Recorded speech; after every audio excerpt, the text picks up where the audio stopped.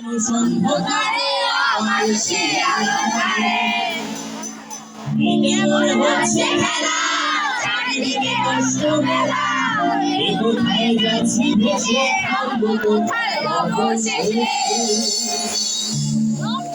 রাজার রাজ্যে সবাই গলা উঠতে হবে রাজার সোনা কল্লা যাবে কঠিন শাস্তি পাবে